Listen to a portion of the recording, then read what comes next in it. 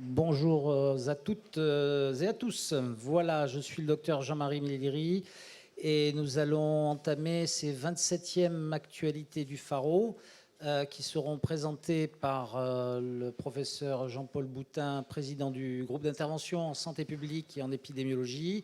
Nous aurons le mot de bienvenue de monsieur Laurent Vidal, qui est le directeur du site de l'hôpital La Timone. Et puis, par la suite, donc, nous entamerons la session 1, présidée par le professeur Marc Gentilini. Je vous remercie de mettre vos téléphones en vibreur ou de les éteindre. Et puis, je vous souhaite de belles journées d'actualité du Pharo. Merci. Jean-Paul. Merci Jean-Marie. Voilà, pour moi, c'est que la 4e fois. Mais pour le GISP, groupe d'intervention en santé publique et épidémiologie, je dis ça pour professeur Salamon, qui nous découvre. Pour le GISP, c'est la 10e fois en 11 ans, puisque vous savez qu'on a raté l'édition 2020 pour cause de pandémie, confinement. C'est donc la 10e fois que la toute petite équipe du GISP organise cet événement. Et c'est la 27e fois, puisque la première session a eu lieu en 1994, à l'époque, à l'école du Pharo. L'an dernier, vous vous souvenez que le thème que nous avions choisi, c'était le droit à la santé sexuelle et reproductive. Personne ne nous a fait de reproches, mais certains s'étaient étonnés que nous n'ayons point cédé à l'actualité pandémique. Soyons honnêtes, nous avons eu la modestie de penser que nous n'étions pas assez gros pour aborder, dès l'année 2021, les conséquences de la pandémie. Donc cette année, on a sauté le pas. Et comme je suis un peu un maniaque de la surveillance épidémiologique pour l'action, mes camarades ont bien voulu accepter que nous prenions comme thème cette année l'alerte, la place des systèmes d'information dans l'alerte, et puis surtout la place des systèmes d'information après dans la réponse aux alertes, la réponse aux crises sanitaires. Et bien sûr, en les regardant, non pas avec le regard des gens du Nord, mais avec le regard de qu'est-ce qui s'est fait, qu'est-ce qui s'est développé, qu'est-ce qui a été innové dans les pays du Sud. Donc aujourd'hui, on a un papier amusant dans la Provence, on les remercie. Donc notre ami Ousmane Ly est devenu une célébrité marseillaise. On l'entendra, c'est demain. Hein, okay. Voilà. Et on commencera par 2 conférences inaugurales sur des thématiques en lien avec l'alerte et la réponse. Une sous le versant philosophique avec Madame professeure Anne-Marie Moulin, et une plus branchée sur les systèmes de surveillance que nous donnera le professeur Antoine Flahault. Merci d'être là. Vous n'avez pas besoin que je vous raconte ma vie, mais moi j'ai connu Antoine sur le chikungunya à La Réunion. Hein, donc il y a des retours comme ça, c'est amusant. Bien. En attendant, je vais céder la parole à monsieur Lionel Vidal, qui est le directeur de l'établissement, de l'hôpital, qui est donc notre hôte depuis plusieurs années déjà, pour un petit mot d'accueil, puisque l'an dernier, j'avais été à la limite de l'impolitesse, mais cette année, je me suis rattrapé. Donc, je suis heureux de vous accueillir au nom du directeur général de la PHM, François Crémieux, qui n'est pas très loin, puisqu'il il participe actuellement à la commission médicale d'établissement de la PHM dans l'amphi qui est juste derrière nous et qui peut-être aura l'occasion de venir vous saluer au cours de ce congrès. J'ai regardé un petit peu l'ordre du jour. Je n'ai pas compris tous les intitulés en bon directeur, mais j'ai le sentiment que c'est extrêmement enrichissant, extrêmement productif. Et je vous souhaite à tous un très bon congrès à Marseille, qui est une ville extraordinaire pour ceux qui la découvrent. Et un congrès studieux, je n'en doute pas, et enrichissant, j'en suis certain. Très bon congrès et très bons échanges entre vous. Merci. À bientôt. Au revoir. Merci, monsieur le directeur. Voilà. Madame Moulin nous a rejoint ou pas encore? Elle est encore... puisqu'en même temps, on a simultanément une prise de son pour une émission pour RFI qui se passe de l'autre côté de la rue. Nous ne sommes pas encore libérés. Heureusement que la SNCF a retardé Antoine, comme ça il est avec nous. Madame Moulin qui est arrivée tôt ce matin, elle est coincée, comme ça. Bon, ils nous la rendront après. Juste pour les orateurs qui viendront parler à ce poste, vous avez compris qu'il faut toucher le micro. Hein? Comment vous nous en dit les garçons? C'est semi. Le nom de ces micros, comment vous avez appelé ça? Oui, il faut se tenir très proche. Voilà. Hein. Donc si on se tient à distance, hein, je pense que vous avez plus de mal à suivre. Donc n'hésitez pas à vous rapprocher du micro, d'accord? Donc je vous rappelle que depuis l'an dernier, nous faisons ce congrès en présentiel, et je vous remercie d'être là, et à distance. Donc nous aurons des orateurs à distance. Pour les sessions, la partie questions-réponses se fait à la fin, en espérant qu'on n'ait pas trop de problèmes de connexion avec les orateurs distants.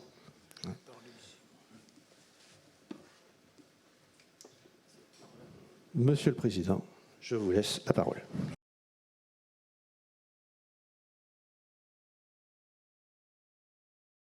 Merci beaucoup. Je regrette qu'Anne-Marie Moulin ne soit pas là, parce que je ne voudrais pas que vous nous fassiez le reproche de n'avoir qu'un bureau composé que d'hommes. Et je pense que si Madame Sandrine Rousseau était au courant, elle pourrait m'en vouloir. Donc j'attends Anne-Marie Moulin et j'espère qu'elle arrivera au moment où elle doit prendre la parole. Je voulais vous dire que je fais partie, que je le veuille ou non, des antiquités médicales et qu'il faut vous accommoder de ce que je suis devenu. J'essaierai de diriger cette séance. Je salue tous ceux qui sont présents, tous ceux qui se souviennent de moi, tous ceux qui ne se souviennent pas, qui ne m'ont pas connu, ceux qui ont des idées très arrêtées, comme les miennes, et qui nous essaierons de trouver un terrain d'entente. Je vais vous donner une information nouvelle qui est à prendre au sérieux. C'est que la vie est mortelle et que beaucoup l'ont oubliée. Je vous rappelle qu'il y a 60 millions de morts par an dans le monde, que ça a augmenté un peu avec l'épidémie de Covid-19, mais peut-être qu'on pourra discuter de l'impact réel de cette affection au milieu de toutes celles qui se sont succédées depuis un certain nombre d'années, qui ont commencé par le sida, l'émergence d'un virus qu'on n'attendait pas, que personne n'avait prévu. Je vous rappelle que Jean Bernard, qui fut un grand monsieur, disait à juste titre qu'il y a eu plus de progrès en 40 ans, de 1940 à 1980, qu'en 40 siècles, et que c'était vrai. Malheureusement, en 1980-81, émerge le virus du sida. En 1983, il est isolé, caractérisé, et il est l'avant-premier de toute une série que certains d'entre vous connaissent bien, en particulier le virus Ebola, qui a même été isolé avant, mais et qui a été un peu oublié et qui a ressurgi. Et nous avons parmi nous Denis Malvy, qui est le spécialiste français d'Ebola. Et ensuite, chikungunya, etc., je ne vais pas passer tout ça en revue, et arrive la Covid-19, le virus de la Covid-19. Et puis, à peine sorti, on nous terrorise avec le virus du monkeypox, comme si on n'avait pas le droit à un peu de repos entre l'arrivée des virus. Et maintenant, on nous annonce encore un entérovirus pour l'automne, des 68, je crois, qui va donner des myélites. Donc, il faut s'attendre à ce qu'il y ait toute une série d'agresseurs. Nous vivons au milieu d'agressions, entourés d'agresseurs, et les virus vont se succéder. Donc la question est de savoir si on va prendre un peu de distance et apprendre à vivre avec, ou bien si on va vivre constamment masqué, constamment distancié. Vous voyez la place qu'Antoine Flau a pris là-bas au bout. Mais il craint peut-être que j'ai un virus, mais je n'en ai pas pour l'instant. En tout cas, je l'ignore, ce qui est très important, finalement. Alors, j'attends toujours Anne-Marie Moulin, mais on va peut-être passer... Comment ? Vous avez encore 10 minutes. Mais je ne vais pas délirer pendant 10 minutes pour faire attendre. C'était Non. pas du délire, monsieur. Non. Vous avez oublié le virus Costa, Oui, qui n'est pas un virus de croisière, hein, d'après ce que j'ai cru comprendre. mais vous avez oublié tous les autres. Et je vous promets qu'il y en aura. Mais je suis un peu... Je voudrais rappeler à Antoine Flahault qu'on ne parle pas de l'épidémie, on parle des morts en France en 2003 avec la canicule. On parle des morts en France avec la Covid-19, mais on ne parle plus du tout d'une épidémie qui a tenu sa place et qui devait être apocalyptique, comme le prédisait Madame Margaret Chan, qui était à l'époque directrice générale de l'OMS.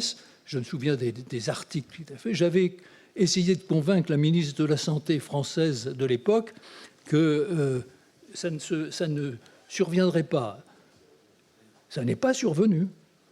Mais on s'est empressé de dire que ça avait été bien géré. Ça a été très mal géré, mais heureusement, il ne s'est pas passé grand-chose. Alors je rappelle ça parce que les épidémiologistes ont tendance à, pas à souhaiter, mais presque, qu'il y ait des percussions comme ça sur la société, et qu'il faut se méfier quand même des fausses informations, des informations grossies, et que nous avons, nous, médecins, pas seulement des épidémiologistes, mais des médecins de terrain, nous qui voyons des malades, à penser aux conséquences non virales, sociétales, individuelles, psychologiques, des informations terroristes que nous pouvons divulguer.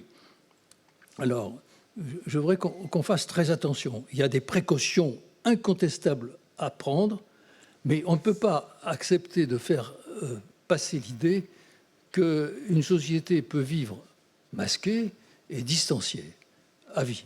Il y a des moments où il faudra quand même qu'il y ait des interruptions et qu'on puisse retrouver notre souffle. Alors je dis tout ça pour qu'on me dise le contraire dans quelques minutes et qu'on me dise que je délire et que, bon, pas tout à fait. Vous savez qu'il y a des suicides chez les jeunes actuellement qui augmentent en nombre, qui sont en partie liés aux impressions qu'ont les plus jeunes de ce que sera leur avenir, ou ce que ne sera pas leur avenir, qu'il y a des drames d'ordre économique, que certains parmi vous savent bien que l'annonce d'une nouvelle poussée de virus Ebola, par exemple, peut provoquer un arrêt des liaisons aériennes, des conséquences économiques très graves, très lourdes, beaucoup plus lourdes encore que l'épidémie elle-même. Donc je dis ça, c'est pour rappeler qu'il n'y a pas que des épidémiologistes à prendre en considération, que les médecins, les psychologues, tous ceux qui s'occupent des gens doivent également être consultés et pris au sérieux. Bon, je vais m'épuiser si vous ne me relayez pas, mais je vous dis quand même des choses que je n'aurais peut-être pas eu l'occasion de dire autrement. Et c'est pour animer la première session. Ne me regardez pas comme ça, Éric Pichard. Je pense que j'ai un peu raison. Alors, si on peut peut-être passer à Antoine Flahault directement. Le topo ? Oui, ce serait bien.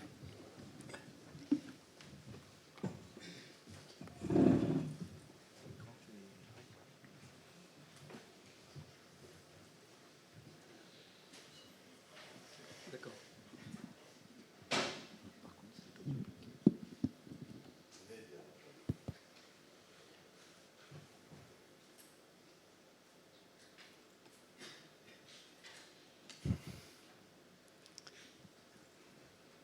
Bonjour tout le monde, mesdames et messieurs, monsieur le président, cher Marc. Merci de cette introduction un peu provocante, aux couleurs que l'on vous reconnaît et que l'on vous connaît, à votre sagesse aussi, et à l'essai de peut-être incarner ce terme que je porte par l'Institut que l'on m'a confié à l'Université de Genève, qui est la santé globale, qui essaye d'intégrer les différentes composantes et ne pas prendre seulement celle que vous avez mentionnée être celle des épidémiologistes, mais aussi. Aujourd'hui, je vais beaucoup parler d'épidémiologie parce qu'on va essayer d'évoquer la veille sanitaire à l'épreuve de la pandémie. Voilà ce qu'on m'a confié. Alors, je vais être extrêmement nord ici, dans cette introduction, en fait. Je vais essayer de regarder les autres pays qui nous entourent et voir s'ils ont fait mieux que la France et dans quel domaine. On va regarder, étudier le Royaume-Uni, le Danemark, les Pays-Bas et donc la France. En fait, dans les méthodes de surveillance de cette pandémie, probablement j'en oublie, mais on a le suivi des cas par PCR tout venant, on va dire, que tous les pays que j'ai cités font. L'enregistrement des hospitalisations pour Covid, avec certains qui distinguent, comme la France, le pour Covid ou avec Covid, et puis les décès du Covid, et là c'est plus difficile à distinguer. Parfois, il y a aussi des problématiques liées au lieu où surviennent les décès. Est-ce que ce sont uniquement les décès hospitaliers, comme par exemple ce que font les Allemands, ou l'ensemble des décès, y compris les décès survenant par exemple en maison de retraite, en EHPAD en France, ce que font les Belges, ou encore ce que fait la Commission européenne avec Euromomo, de regarder la mortalité en excès. On va regarder un peu cela. Tout le monde, bien sûr, fait tout cela. Les échantillons aléatoires de la population, ça c'est une spécialité britannique, je vais essayer d'en parler un petit peu tout à l'heure. La surveillance des eaux usées s'est fait très très remarquablement par les Hollandais, un peu moins rigoureusement par les Français.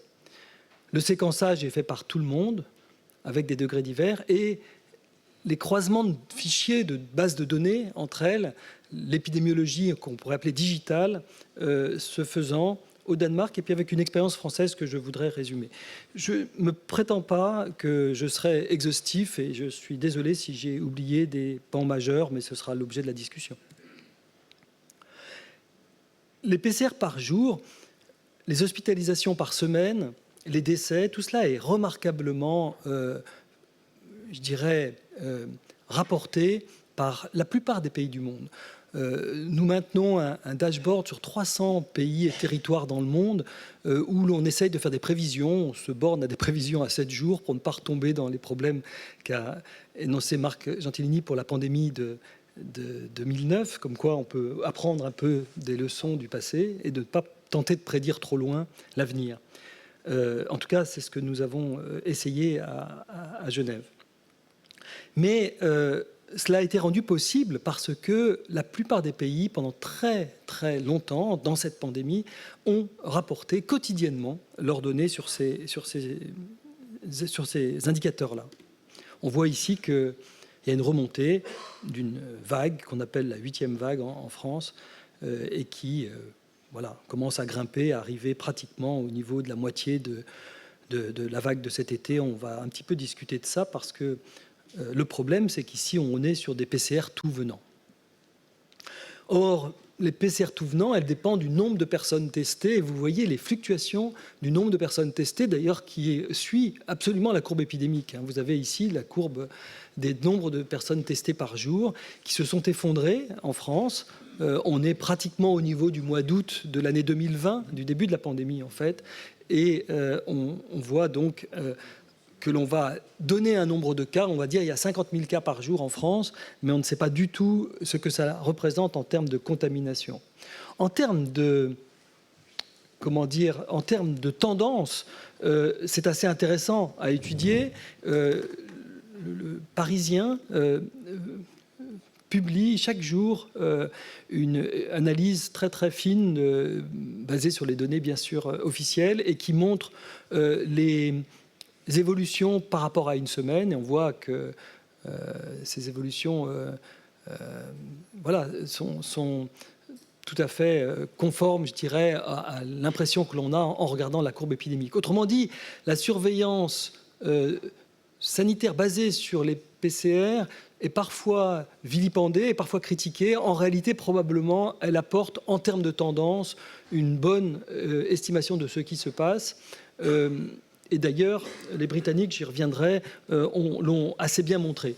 En revanche, on n'a pas du tout de notion possible de comparer, par exemple, la vague BA5 de cet été avec la vague BA2 du printemps dernier ou avec la vague BA1 de janvier. D'ailleurs, si vous regardez la positivité des tests, qui est encore un autre élément, la positivité des tests, qui en ce moment est à 25%, est montée dans les vagues précédentes, que ce soit la vague, vous voyez ici, les plus hautes vagues sont apparues avec Omicron. Donc Omicron a été lié à la plus grande positivité des tests. Et pourtant, lors de la première vague, vous vous souvenez, c'était ma diapositive précédente, on avait un pic énorme, avec plus d'1 500 000 tests réalisés par jour, à certains jours du mois de janvier. Et malgré tout, la positivité est restée autour de 30% ou 35%, très élevée, mais finalement très proche de celle qu'on voit pour la vague BA2 ou pour la vague qui est le deuxième pic ou pour la vague BA5 qui est le troisième pic. Il est donc tout à fait possible que ces trois vagues d'Omicron, BA1, BA2 et BA5, aient été exactement de même taille en matière de nombre de contaminations. Simplement, on a fait beaucoup plus de tests et donc on a eu beaucoup plus de cas rapportés. Je n'ai pas ici la toute première vague parce qu'on n'avait pas à l'époque de décompte de la positivité des tests de la toute première vague. Et vous vous souvenez qu'on ne faisait des PCR pratiquement qu'aux personnes hospitalisées et éventuellement au personnel soignant. Donc là, on est pratiquement à nouveau à 24-25% avec une croissance de cette positivité qui est donc sans doute un assez bon indicateur du degré de sous-représentation, sous-estimation du vrai nombre de cas.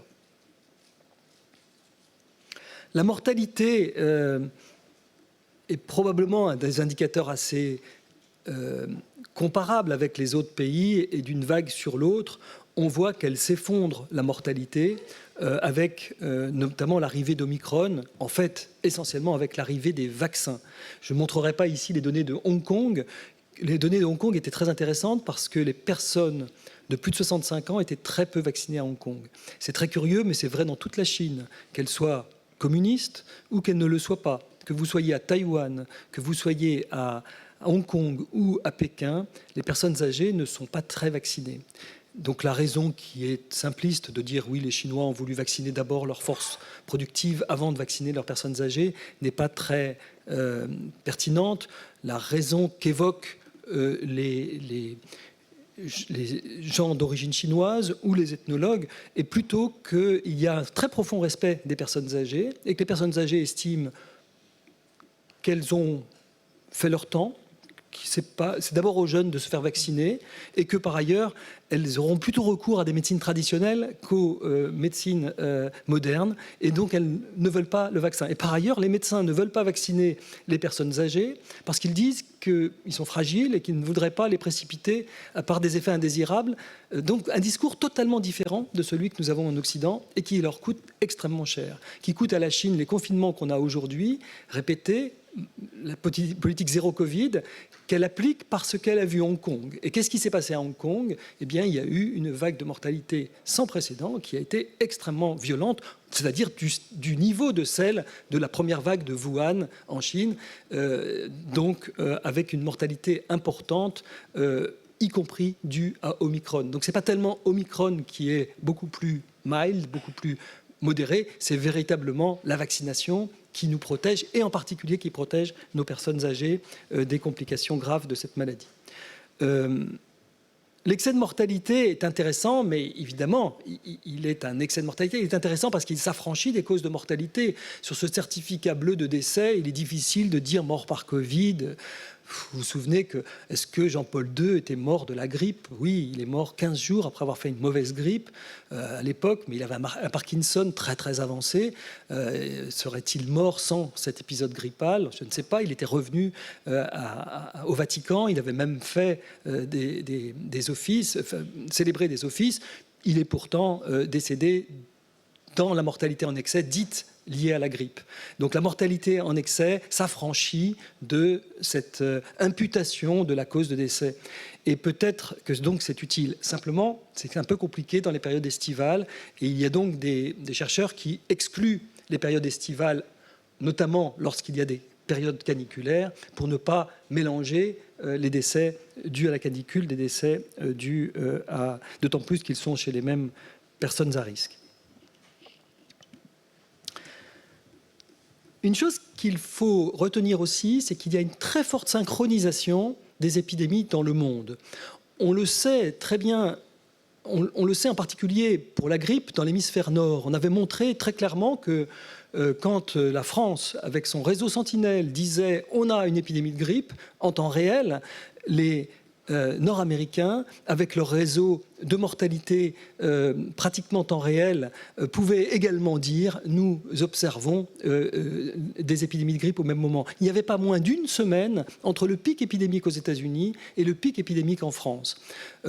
On voit à peu près la même synchronisation depuis Omicron, en particulier avec là je n'ai pas les données jusqu'à Omicron, mais y compris pour la vague Delta, vous avez 80% des pays qui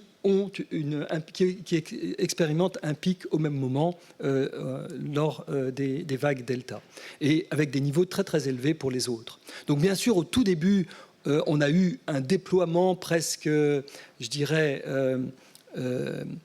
stochastique de l'épidémie, avec des foyers qui sont apparus, vous vous souvenez, en Italie, puis en Corée, en Iran, et puis après qui sont apparus dans tout le reste de l'Europe. Puis, assez rapidement, il y a eu une harmonisation. Bonjour, madame. Je ne prends pas votre place, je vous promets, je prends juste le créneau horaire. Les prévisions qu'on peut faire, donc qu'on donne à 7 jours, montrent très clairement cette synchronisation au niveau européen. Aujourd'hui, l'Ukraine a remis le port du masque obligatoire. Pourquoi? Ils ont bien d'autres sujets de problèmes, mais ils ne veulent surtout pas encombrer leurs hôpitaux en ce moment.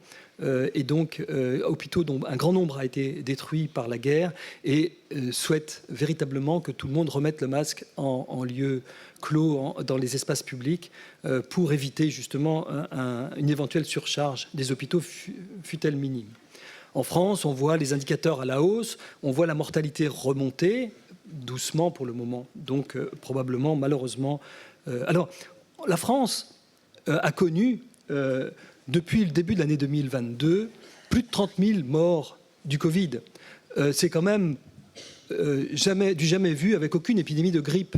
Donc on peut vouloir minimiser les effets de la pandémie, mais il y a quand même 30 000 morts qui ont été rapportés, et 30 000 morts, quand on est en septembre, c'est les données fin septembre 2022, c'est 4 fois la mortalité par grippe. Alors on peut se dire qu'on va l'accepter parce que c'est une mortalité chez les personnes très âgées, très vulnérables, ou on peut se dire qu'on ne l'a pas accepté pour la grippe et qu'on a tout fait pour essayer de la faire diminuer. Je ne suis pas sûr qu'on ait fait tout ce qu'il fallait pour faire diminuer cette mortalité par grippe. Et c'est vrai que c'est l'épidémiologiste qui vous parle, et peut-être que le masque, dans certaines périodes de la pandémie, notamment lorsqu'il y a une circulation très active du virus et qu'on est dans les lieux clos, très mal ventilés, ça n'a pas l'air d'être le cas ici, on peut remettre le masque pour protéger en particulier les plus vulnérables.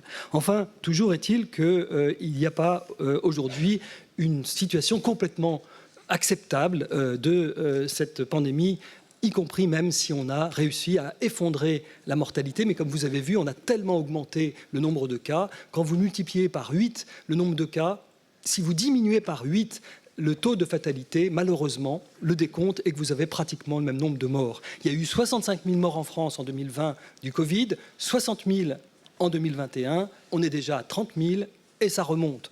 Est-ce qu'on arrivera à 40 000? J'en sais rien. Est-ce que c'est acceptable? À vous de voir. Aux décideurs de voir. Pour l'instant, oui, on dit qu'il faut vivre avec, n'est-ce pas? Alors, Les sondages hebdomadaires de la population britannique, je les aime beaucoup.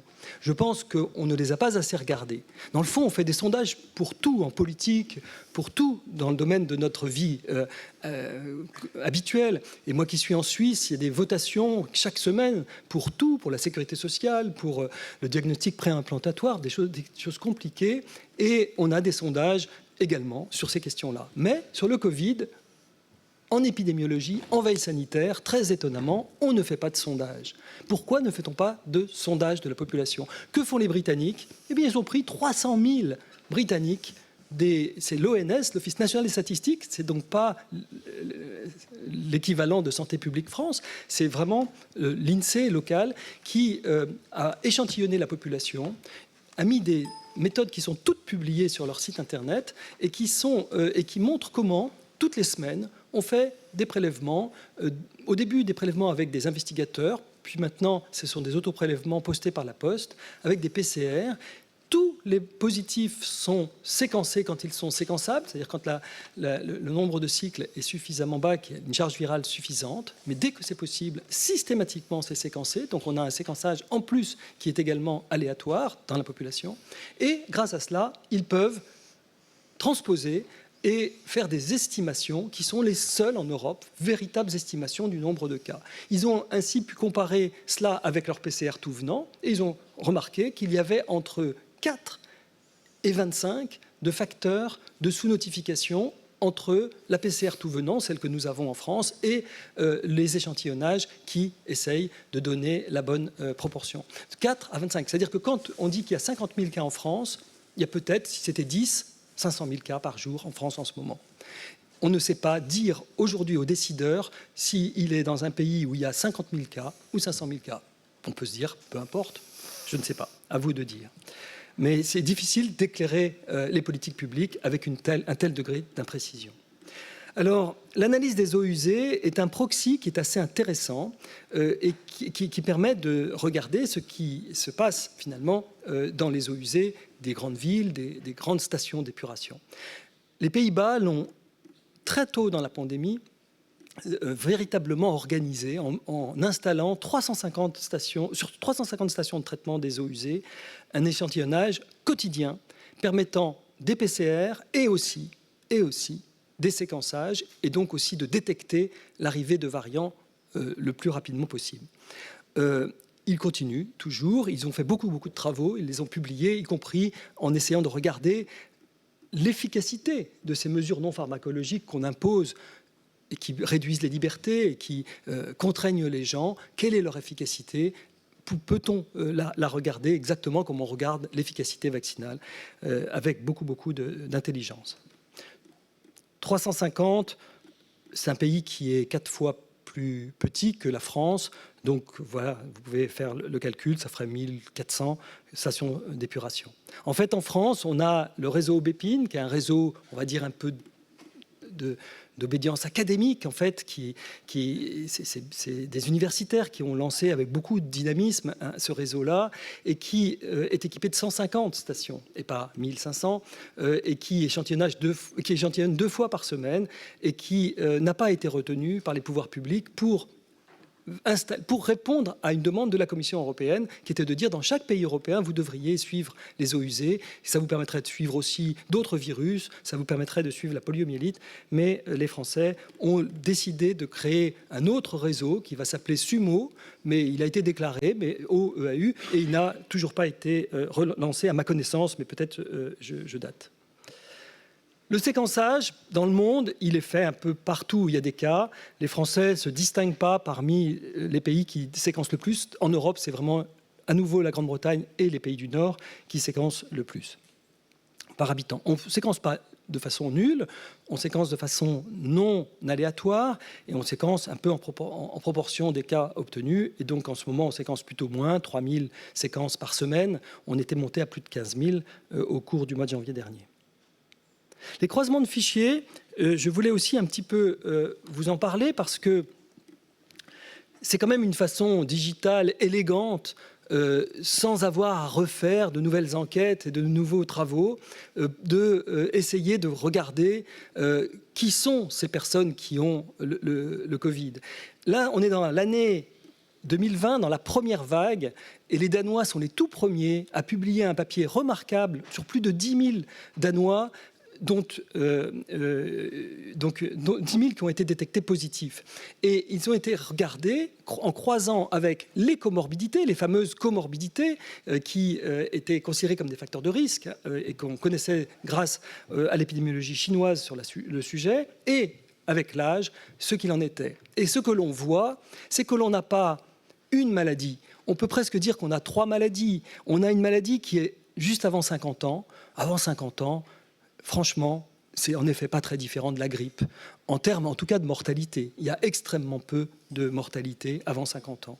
Entre 50 et 70 ans, s'il y a plus de cas de comorbidité, et chez les Danois, dans la démographie danoise, plus de la moitié des personnes de 50 à 70 ans avaient 4 comorbidités et plus, vous avez un taux de mortalité qui est de l'ordre de 11%.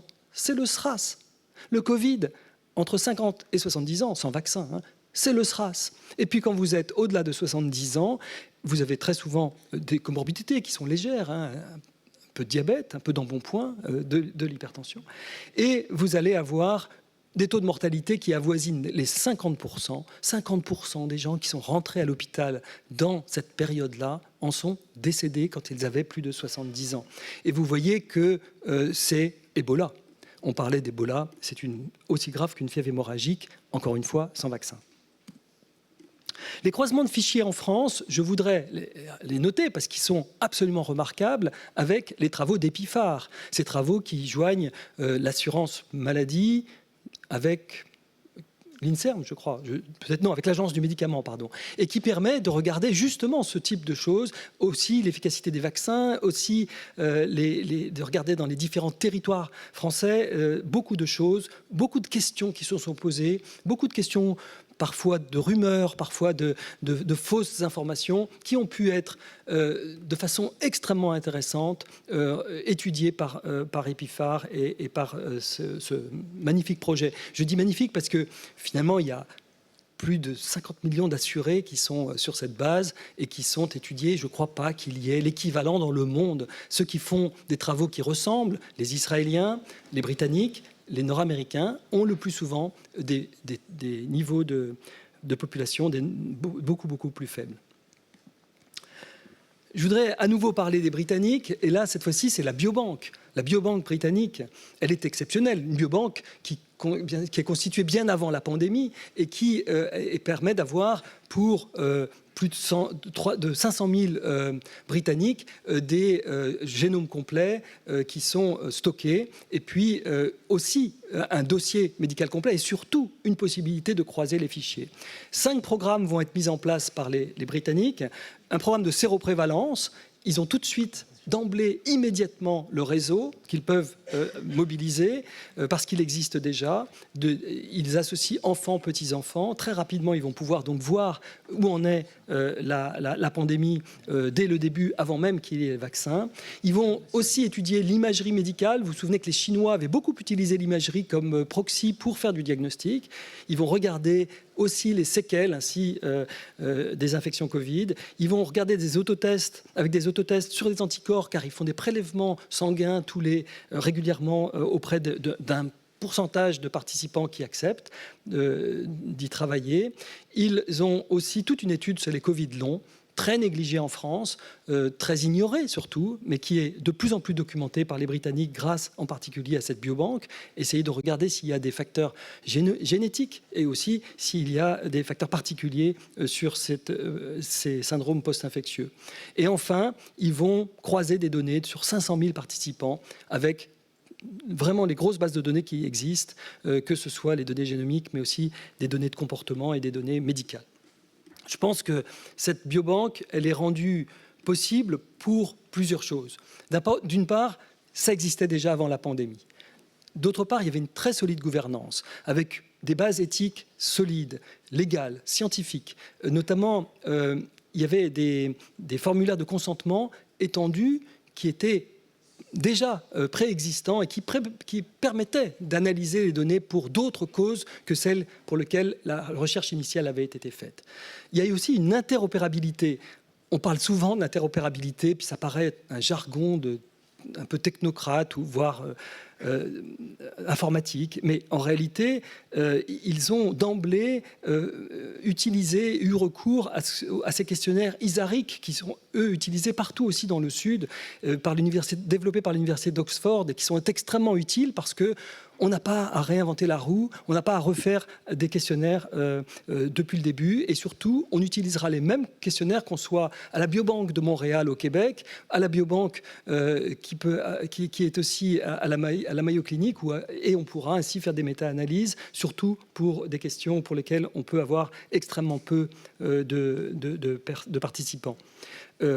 Croisement de fichiers possible, rendu possible, débunké, si je puis dire, sur le plan légal et sur le plan technique. Et puis, la digitalisation de la biobanque, ça coûte très cher de digitaliser tout, mais ça permet une open science, de pouvoir véritablement travailler avec et passer des fichiers sans avoir à passer des échantillons de sang ou des échantillons d'ADN. Et puis un modèle économique durable, c'est quelque chose qui est inscrit et qui n'est pas uniquement financé par la crise, mais qui est inscrit dans le temps. Donc ma dernière diapositive, ou presque, je crois, l'avant-dernière, c'est la veille sanitaire française. Est-ce qu'elle pourrait mieux informer les politiques publiques ? Je pense qu'il faut saluer la continuité de la surveillance quotidienne des Français. Des indicateurs français sont toujours surveillés tous les jours, et il y a beaucoup de pays qui ont levé les bras et qui, quelque part, se mettent le masque plutôt sur les yeux et ne savent plus. Et la Suisse est dans ce cas-là. Nous avons toutes les semaines simplement maintenant les données. Et donc, la France a été le premier pays à voir la 8e vague remonter. Ensuite, on sous-estime grandement l'incidence et on peut se poser la question, moi je pense, d'aller visiter l'Office national de statistique et de discuter avec eux pour savoir si on ne pourrait pas faire dans des pays aussi riches et développés que ceux d'Europe continentale une surveillance qui ressemblerait à la surveillance sur sondage faite par les Britanniques. La surveillance sur les eaux usées, elle est très intéressante, elle permet du séquençage, elle permet de regarder que se passe-t-il pour la polio, etc. Je pense que là aussi, on pourrait investir. C'est probablement l'une des méthodes de surveillance les moins coûteuses qui existent. Séquençage, on n'a pas de leadership véritablement français, on va dire, il n'y a pas de sous-variants français, quoi. Les sous-variants, regardez d'où ils viennent, d'Afrique du Sud, c'est là où on séquence, quoi. D'Afrique du Sud, britannique, etc. On n'a pas envie, on ne revendique pas d'avoir des sous-variants d'origine française, c'est pas ça que je veux dire, mais peut-être qu'on n'a pas des plateformes de séquençage suffisamment lourdes. Beaucoup de pays ont un petit peu aussi levé le pied sur les investissements concernant le séquençage. Les croisements de fichiers, j'en ai parlé, je pense que la France peut s'enorgueillir d'avoir EpiPhare. C'est surtout centré sur l'évaluation du médicament en vie réelle, mais je pense que c'est particulièrement intéressant. Et puis les biobanques, on a des biobanques en France, on n'a pas, à ma connaissance, d'équivalent du programme britannique aussi exhaustif et aussi volontariste que celui qui existe par UK Bank. Donc, il me semble que c'est toujours intéressant de regarder les success stories internationales. Certes, quand on dit la Nouvelle-Zélande, on se dit c'est une île au milieu du Pacifique, c'est pas transposable. Peut-être que le Japon, c'est une culture asiatique, pas très transposable. Mais quand on regarde le Danemark, quand on regarde le Royaume-Uni ou les Pays-Bas, c'est peut-être en partie transposable pour certaines choses avec ce qu'on fait. Il y a eu un papier qui était très intéressant, qui est fait par une collègue de Emory University, et qui est dans Nature et qui est accessible, et qui est qui vous donnera plus de détails de façon en plus très, très abordable, très bien écrite, sur les sondages britanniques. Elle aussi pense que c'est une méthode particulièrement pertinente. Et puis ça, c'est de l'autopublicité. Merci. Monsieur Flao, restez au micro, parlez bien devant le micro. Et quelques questions. On a 5 minutes de discussion pour l'instant, ce qui est insuffisant, mais vous devez partir pour participer à une émission de télévision. c'est ça? De RFI, oui. Oui, bon, je regrette que je suis désolé, mais j'avais donné et l'audio tout court prennent le pas sur notre colloque. Mais nous aurons une discussion générale à la fin de l'après-midi. Question. Oui, je vous en prie. Je voudrais qu'à chaque fois vous rappeliez votre nom et ce que vous représentez en dehors de vous-même, ce qui est l'essentiel. Bonjour, je suis Renaud Pierroux, j'occupe votre bureau en ce moment. Vous vous souvenez? Je suis Renaud Pierroux, j'occupe votre bureau en ce moment. J'y étais encore ce matin. Donc je suis professeur de parasitologie à la Pitié-Salpêtrière, Sorbonne Université. Oui, ça, je vous avais identifié. Oui. Merci. Vous occupez un très beau bureau. Magnifique. C'est tout ce que j'ai laissé, mais c'est bien. J'en suis très fier. C'est quand même cette histoire de sondage en Angleterre. C'est du bon sens. Comment ça se fait qu'aucun autre pays européen le fasse? Quels sont les arguments? La Suisse ne le fait pas non plus. Donc, quels sont les arguments qui sont opposés à quelque chose d'aussi logique? Quand on fait de l'épidémiologie, on procède par sondage. C'est une très bonne question. C'est-à-dire que j'ai pas véritablement la réponse. Je pense que beaucoup de gens ont dit on ne change pas le thermomètre au milieu de la maladie. Et donc, quand on avait cette succession de vagues presque ininterrompues, il faut avouer que on est à la 4e vague en l'espace de 9 mois.